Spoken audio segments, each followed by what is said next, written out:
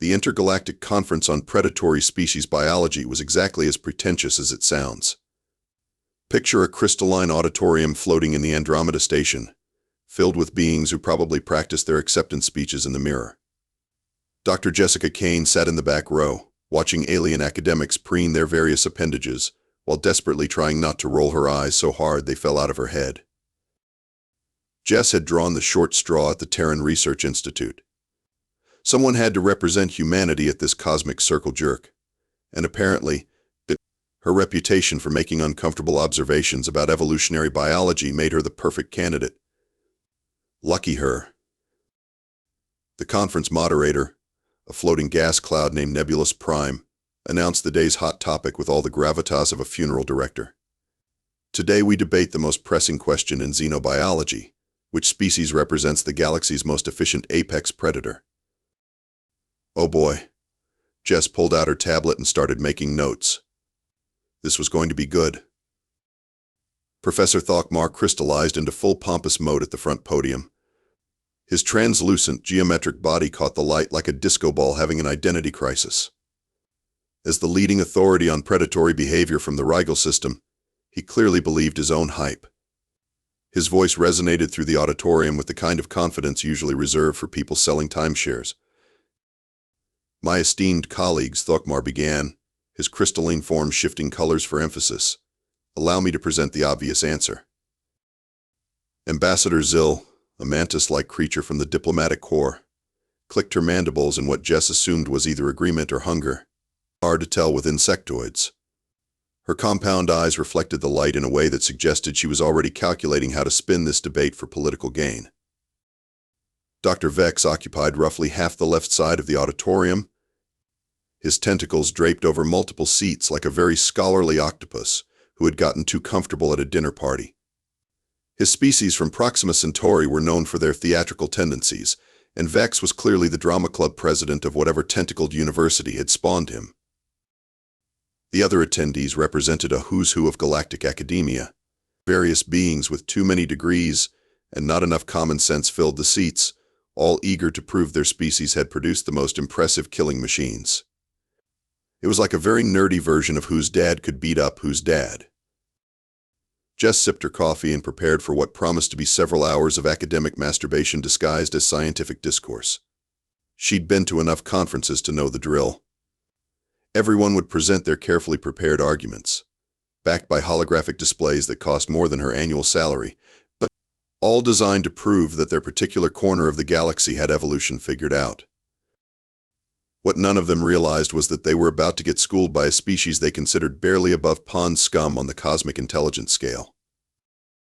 But Jess was patient. She'd learned that from humans. After all, patience was just another word for persistence, and persistence was what made humans the most terrifying thing in the known universe. They just didn't know it yet. Professor Thokmar's presentation began with the kind of holographic light show that would have made Pink Floyd weep with envy. Images of sleek, shadow-like creatures materialized above the podium, moving with liquid grace through what appeared to be crystalline forests. Behold the Vorthan Shadow Hunters of my homeworld, Thokmar announced, his form shifting through the entire visible spectrum with excitement. These magnificent beings can bend light itself, becoming invisible to all known detection methods. They hunt in perfect silence, striking with precision that borders on the supernatural. The holograms showed creatures that looked like living smoke, flowing around their prey before delivering killing strikes faster than the eye could follow. Impressive, Jess had to admit. Like ninjas if ninjas were made of liquid darkness and bad attitudes. Their kill rate approaches 97% efficiency, Thokmar continued, clearly orgasmic over his own statistics. No prey has ever escaped once marked by a shadow hunter. Scattered applause rippled through the auditorium. Jess made a note, very sneaky murder cats, still just cats. Ambassador Zill clicked to the podium next, her movements sharp and precise. Her presentation featured charts, graphs, and enough statistical analysis to choke a computer. The holographic displays showed massive queen-like creatures surrounded by millions of smaller insects, all moving with hive mind coordination.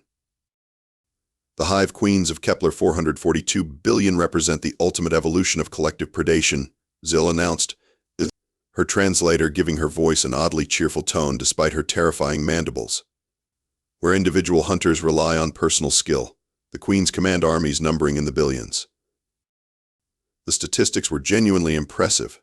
Coordinated hunts spanning entire continents, prey species driven to extinction through systematic consumption, resource allocation that would make Amazon jealous. The Queens could apparently strip a planet bare in under 50 standard years. No individual predator can match the efficiency of absolute coordination, Zill concluded, her compound eyes glittering with what might have been pride or hunger. The collective will always triumph over the individual. More applause. Jess wrote, "Death by middle management. Terrifying and sadly familiar." Dr. Vex flowed to the podium like liquid theater, his tentacles arranging themselves for maximum dramatic effect. His presentation featured creatures that made Lovecraft's nightmares look like children's drawings. Massive, space-faring cephalopods that hunted between stars, feeding on entire ecosystems. "My dear colleagues," Vex intoned, his voice carrying the weight of cosmic dread, "allow me to present beings that transcend planetary limitations. The Void Krakens of the deep dark." The holograms showed creatures larger than space stations, tentacles that could wrap around moons, hunting through the void itself. They apparently fed on entire biospheres, reducing thriving worlds to barren rocks in a matter of decades. "These ancient beings have perfected predation on a galactic scale," Vex announced, his tentacles writhing with what Jess assumed was academic excitement. "They do not merely hunt prey. They consume possibilities. They devour futures." The room fell silent. Even by academic conference standards, that was some grade of pretentious bullshit. But the creatures were undeniably impressive. Cosmic horror with a PhD. Throughout the presentations, Jess noticed the subtle dismissals whenever Earth was mentioned. Casual references to that backwater system, primitive mammals, and her personal favorite, the mudball with delusions of intelligence. A three-eyed scholar from the Tau Ceti system actually chuckled when reading her credentials aloud. Dr. Jessica Kane, studying apex predators on Earth. The pause before Earth carried enough condescension to power a small star. Jess smiled and kept taking notes. She'd expected this. After all, humans had only been in galactic society for about 50 years. Most of these species had been playing civilization while humans were still figuring out fire. It was natural they'd view humanity as the galactic equivalent of that cousin who shows up to family dinner wearing flip-flops and a NASCAR t-shirt. Which made what she was about to do so much more satisfying. The moderator, Nebulous Prime, floated toward her section of the auditorium. "And now, representing the Sol System, Dr. Jessica Kane will present Earth's contribution to apex predation." The barely contained snickering from the audience was audible. Someone in the front row actually whispered, "This should be amusing." Jess stood up, gathered her notes, and walked to the podium with the kind of casual confidence that made smart people nervous and stupid people feel safe. Time to ruin some perfectly good academic careers. Jess reached the podium and looked out at an audience that clearly expected to be entertained by the quaint little human and her adorable terrestrial predators. The condescending smiles and amused, chittering sounds told her everything she needed to know about their expectations. Perfect. "Thank you, Nebulous Prime," she said, activating her own holographic display with significantly less fanfare than her predecessors. "I appreciate the opportunity to share Earth's perspective on apex predation." Her first hologram showed a male lion, mane flowing majestically, as it surveyed the African savanna. Scattered AWS rippled through the audience, the kind of sounds usually reserved for viewing baby pictures. "This is a lion," Jess announced with deadpan delivery. "Apex predator of the African continent, capable of taking down prey twice its size through coordinated pack hunting and raw physical power." A few polite nods from the audience. Dr. Vex's tentacles actually curled in what might have been amusement. The hologram shifted to show a great white shark, torpedo-shaped death gliding through blue water with prehistoric grace. Great white shark. Ocean apex predator, unchanged by evolution for millions of years because, frankly, perfection doesn't need improvement. can detect a drop of blood from miles away and bite with enough force to crush a small vehicle. Or patronizing nods. Someone in the back row actually yawned. Next came a grizzly bear, massive and imposing, followed by images of tigers, eagles, and other impressive Earth predators. Each one earned increasingly polite but disinterested responses from the audience. Fascinating primitive specimens, Professor Thokmar commented, his crystalline form shifting to a patronizing shade of blue. Such straightforward approaches to predation. Ambassador Zill's mandibles clicked in agreement. Very direct. Almost charmingly simple. Jess nodded thoughtfully, as if accepting their condescension as legitimate academic feedback. You're absolutely right. These are indeed straightforward predators. Simple, even. She paused, letting the silence stretch just long enough to become uncomfortable. Which brings us to the real apex predator of Earth. The new hologram materialized slowly. At first glance, it looked almost disappointingly ordinary. A bipedal figure, relatively small, no natural weapons, no obvious adaptations for hunting. The audience leaned forward slightly, expecting the punchline. Homo sapiens, Jess announced. Average height 1.7 meters. Average weight 70 kilograms. No claws, no fangs, no natural armor. No venom, no camouflage, no ability to bend light or command hive minds. The snickering was more open now. Dr. Vex's tentacles were practically vibrating with suppressed laughter. In fact, Jess continued, her voice maintaining its conversational tone, by every metric you've presented today, humans should be prey, not predators. We're slow compared to most hunting animals, relatively weak, and our senses are laughably inferior. Then why, asked a slug-like being from the Epsilon Eridani system, are you wasting our time with this obvious non-predator? Jess smiled, and something in that smile made the more perceptive members of the audience shift uncomfortably in their seats. Because, she said, advancing to the next slide, humans didn't just become apex predators on Earth. We became the only apex predators on Earth. The hologram now showed a timeline, starting with early humans surrounded by massive predators. Cave bears, saber-toothed cats, dire wolves, and creatures that made the previous Earth specimens look like house pets. Every predator I showed you earlier? They're what's left after humans got done with their planet. The room was getting quieter, the casual dismissiveness fading as the implications began to sink in. You see, my esteemed colleagues, Jess continued, her tone still conversational but with an edge that hadn't been there before, you've been thinking about predation all wrong. You've been focused on individual efficiency, physical capabilities, hunting success rates. She gestured to the hologram, which now showed spreading patterns across continents, migration routes, and expanding territorial ranges. But what if I told you that the most successful predator isn't the one that kills the most efficiently, but the one that eliminates the competition entirely? The uncomfortable shifting in the audience was becoming more pronounced. Several beings were starting to look at Jess with expressions that weren't quite as dismissive as they had been 5 minutes ago. What if the real apex predator isn't the best hunter, but the species that makes all other hunters irrelevant? Professor Thokmar's crystalline form had shifted to a nervous yellow. What exactly are you suggesting, Dr. Kane? Jess looked directly at him, her smile never wavering. I'm suggesting you've all been debating who's the scariest monster in the galaxy while completely ignoring the species that turned monster hunting into a recreational activity. The holographic display shifted to show early humans on the African savanna, but these weren't the impressive specimens from nature documentaries. These were scrawny, awkward-looking hominids who looked like they'd lose a fight with a particularly aggressive house cat. Let me tell you about persistence hunting, Jess said, her voice taking on the tone of someone about to reveal a particularly dark secret. It's not flashy like turning invisible or commanding billions of warriors. It's not cosmic in scope like devouring planets. It's much, much worse. The hologram showed a human slowly jogging after a gazelle. The gazelle quickly outpaced the human and disappeared over a hill. The gazelle runs faster, so it escapes. Simple, right? Jess paused. Except the human doesn't stop running. The display fast-forwarded, showing the same human hours later, still jogging at the same steady pace, following tracks.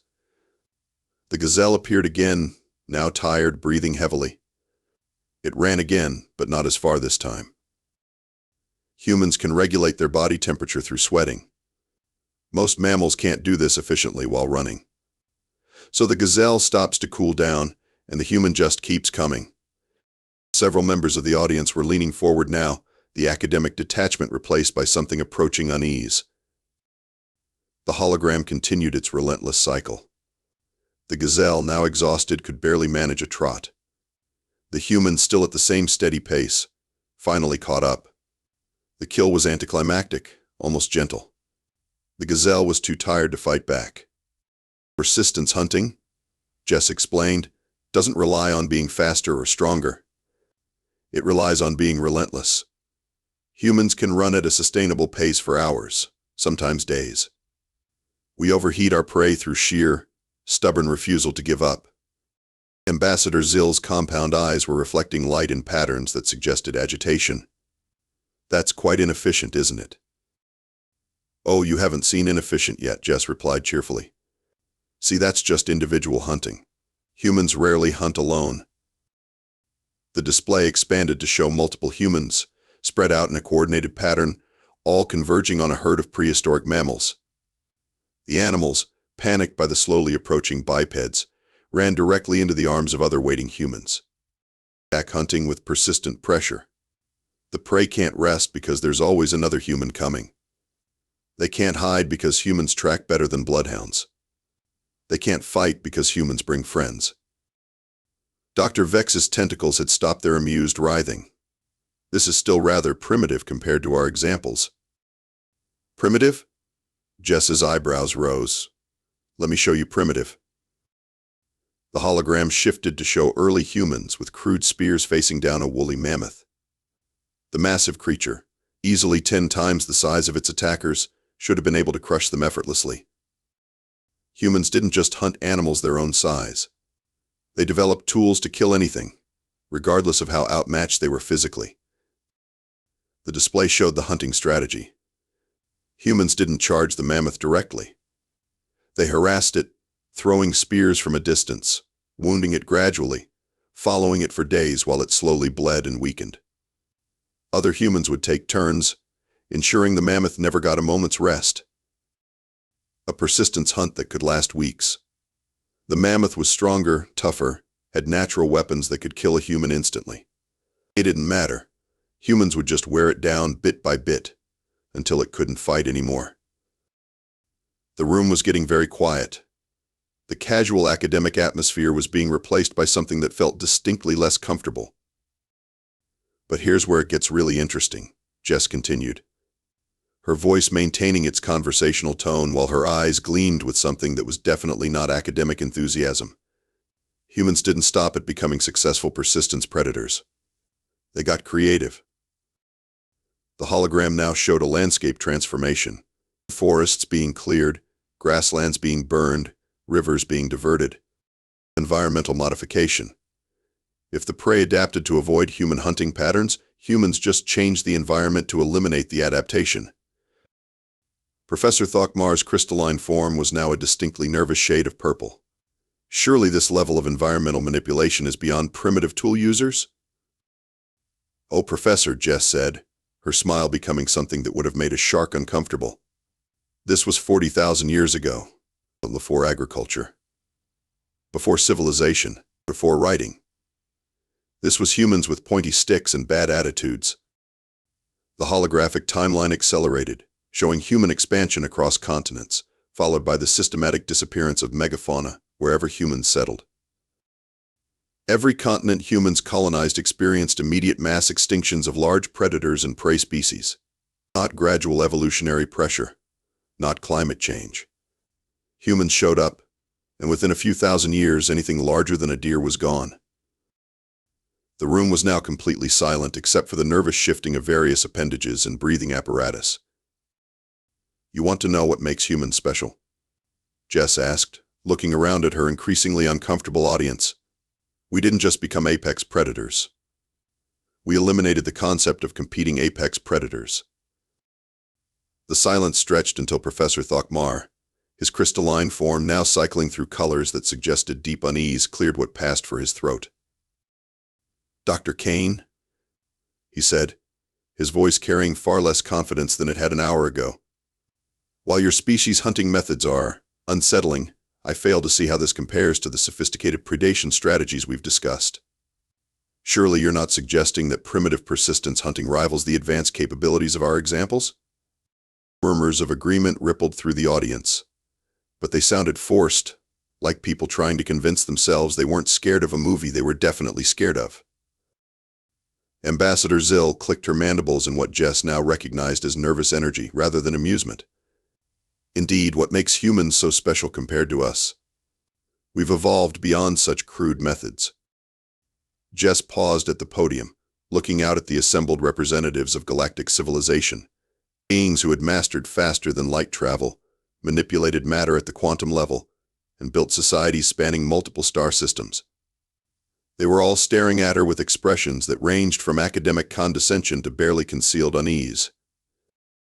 She let the silence stretch until it became uncomfortable, then smiled in a way that made several audience members instinctively check the locations of the nearest exits. "How many of your species' greatest predators," Jess asked quietly, "did you completely exterminate just because they were inconvenient?" The question hit the auditorium like a physical blow. The murmuring stopped. The nervous chittering ceased. Even the ambient hum of the station's life support seemed to pause. Dr. Vex's tentacles went completely still for the first time since Jess had seen him. Professor Thokmar's crystalline form locked into a single, shocked shade of pale blue. Ambassador Zill's compound eyes stopped their constant micro-movements. "I'm sorry," stammered a delegate from the Barnard star system.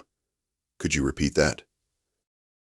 "How many apex predators from your homeworlds," Jess repeated, her voice carrying clearly through the dead silence, "are extinct because your species found them annoying?" The holographic display behind her shifted to show Earth's timeline again, but this time focusing on a different story. Species after species disappeared, not from climate change or natural disaster, but from systematic human elimination. Cave bears. Gone.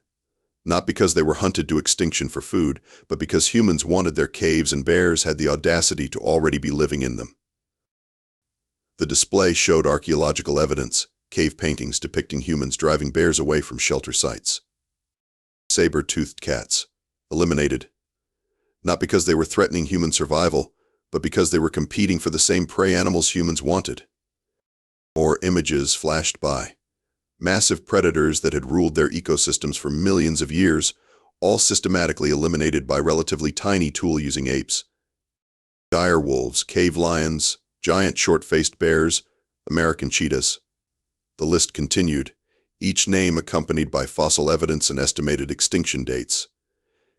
All removed from the equation not through superior predatory skills, but through human intolerance for competition. A delegate from Proxima Centauri raised a shaky appendage. "Surely some natural predators survived." "Oh, absolutely," Jess replied cheerfully. "The ones that learned to avoid humans entirely, or better yet, became useful to humans." The display showed wolves transforming into dogs, wildcats becoming domestic companions.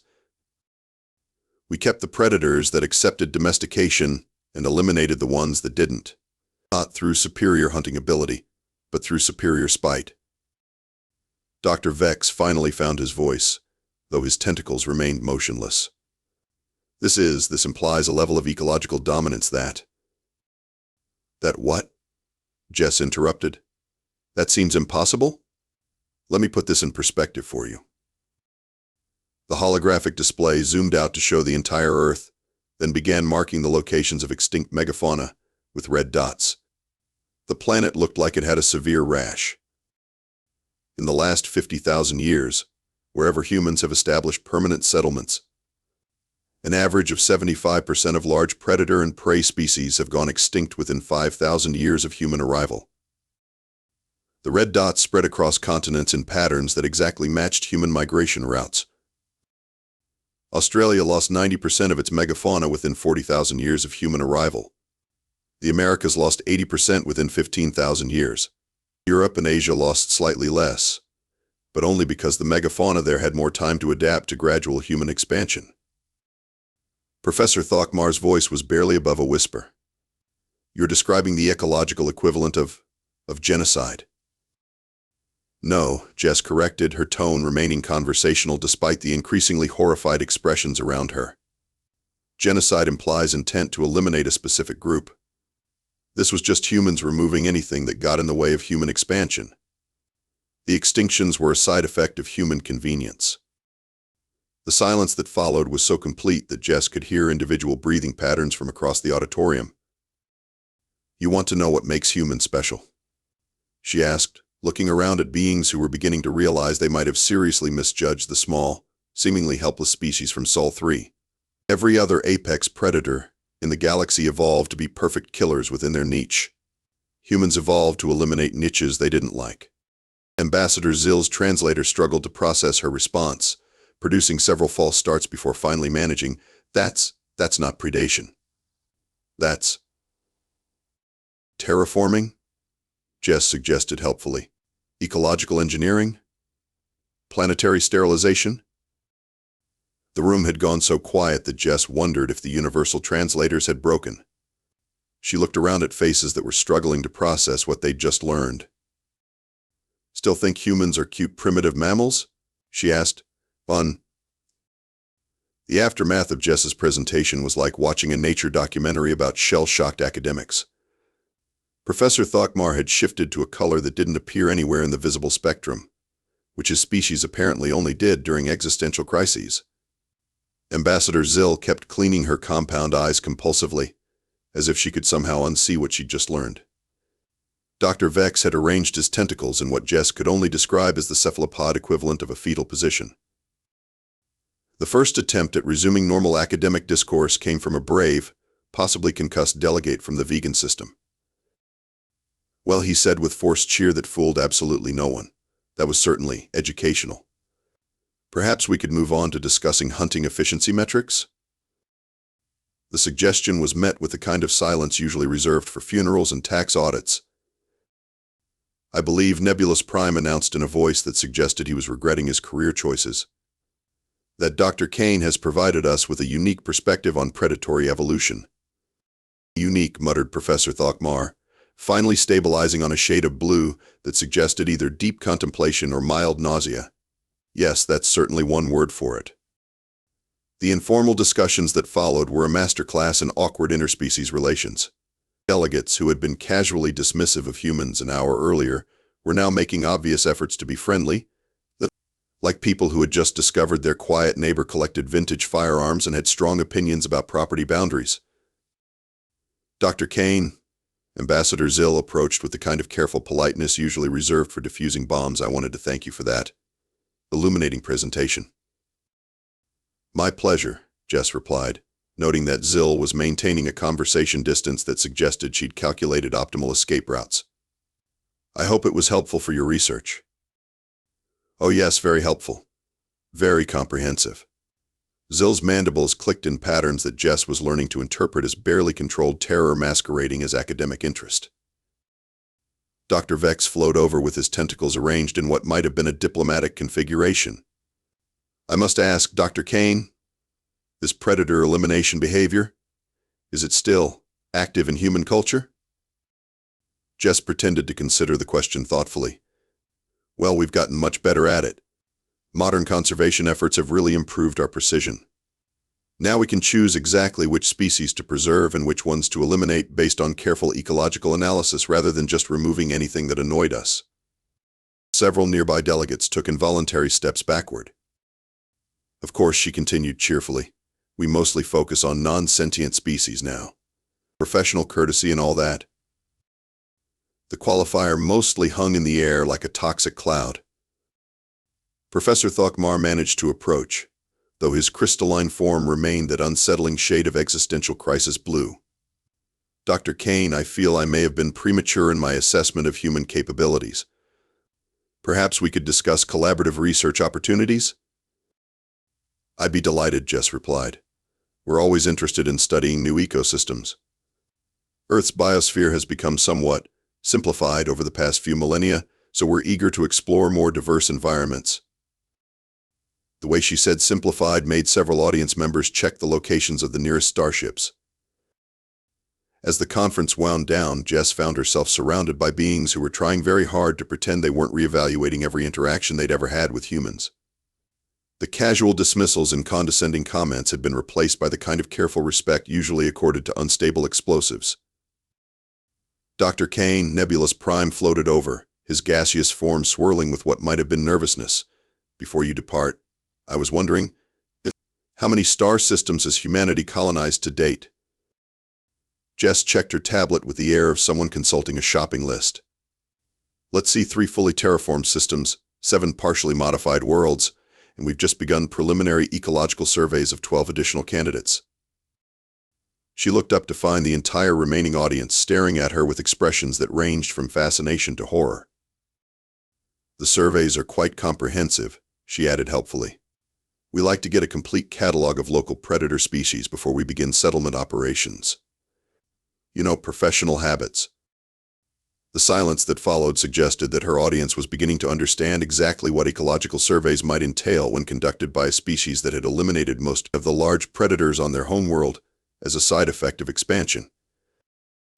As Jess packed up her presentation materials, she reflected on the day's events with satisfaction. The conference had gone exactly as she'd hoped.